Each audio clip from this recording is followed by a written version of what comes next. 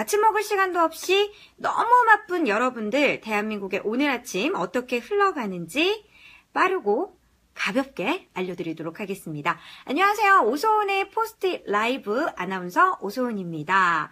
8월 18일 금요일입니다. 오늘의 주요 이슈 시작해 보도록 하겠습니다. 네, 스페인의 제2의 도시라고 불리는 이 바르셀로나의 중심가에서 차량 테러가 발생했습니다. 현재 13명이 숨졌고요. 100여 명의 사상자가 발생했다고 합니다.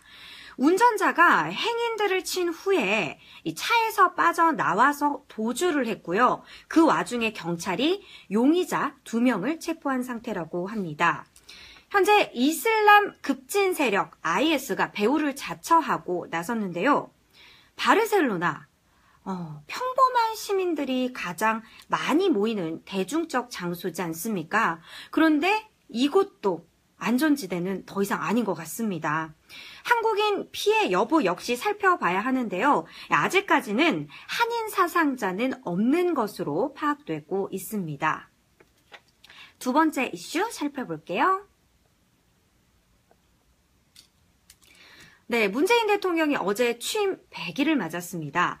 기자회견에서 북한이 ICBM에 핵탄두를 탑재하는 것이 레드라인이라고 강조를 했습니다. 레드라인, 한계선이라는 의미를 갖고 있는 건데요.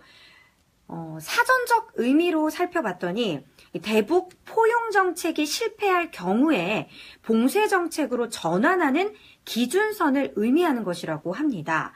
더 자세히 보면 이 한미 양국이 시간 개념을 도입하는 게 아닙니다. 며칠, 몇 시에 이렇게 하지 않으면 이렇게 할 것이다 라는 시간 개념을 도입하는 게 아니고요.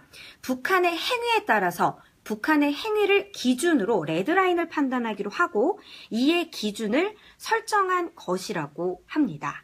문 대통령 또 이 같은 말을 남겼습니다. 더 강력한 부동산 정책이 내 주머니에 있다 라고 말을 하면서 부동산 가격 안정에 대한 의지를 어제 기자회견에서 밝히기도 했습니다. 세 번째 이슈입니다.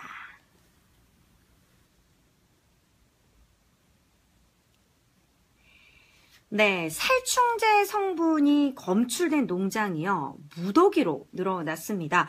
총 40곳이 넘을 것으로 전망이 되고 있는데, 정부는요, 오늘까지 전수조사를 마치고 나서 전국의 산란계 농장 1200여 곳에 대한 결과를 취합한 뒤에 오늘 오후쯤에 공개할 예정이라고 합니다. 문제는요, 이 조사가 부실하게 진행되는 것으로 확인됐다는 겁니다. 미리 농장주에게 방문 사실을 알려서 조사가 진행됐는가 하면 또 농장주가 직접 골라놓은 달걀로 표본 검사를 한 것도 있다고 합니다. 또 엉뚱한 농장을 이 살충제가 검출된 농장으로 발표하는 등의 좀 연일 허둥지둥하는 이 정부의 조사 모습을 보였는데요. 안 그래도 우리 국민들 살충제 달걀로 인해서 굉장히 불안해하고 있는데 정부의 이 같은 허술한 대응을 보이면서 오히려 이 혼란을 가중시키는 게 아니냐라는 개인적인 생각을 해봅니다. 네, 8월 18일 금요일 오늘의 주요 이슈 여기까지입니다. 어제 많은 이들의 관심을 끌었던 게 아마 문재인 대통령의 이 취임 기념 우표가 아니었나 생각이 됩니다. 대중들의 인기와 관심이 정말 어마어마하다는 것을 어제 그 우표가 완판이 되고 또 사재기라는 말까지 나올 정도로 실감할 수 있었는데요. 좋은 평가가 이렇게 나왔습니다. 그런데 살충제 달걀이 굉장히 논란이 되고 있잖아요. 이 문제 역시 좀 국민들의 고충, 어려움도 좀 대통령이 좀 지혜롭게 해결을 잘 해서 문재인 대통령 이 취임기념 우표의 가치가 어제뿐만이 아니라 이 시간이 지날수록 앞으로 그 가치가 더 높아질 수 있도록 대통령의 국정 운영을 조금 더 기대해 보도록 하겠습니다. 여러분들 오늘 불금입니다. 칼퇴 무조건 하시길 제가 응원하겠습니다. 오늘도 화이팅 하시고요. 출근길 화이팅 하세요. 안녕.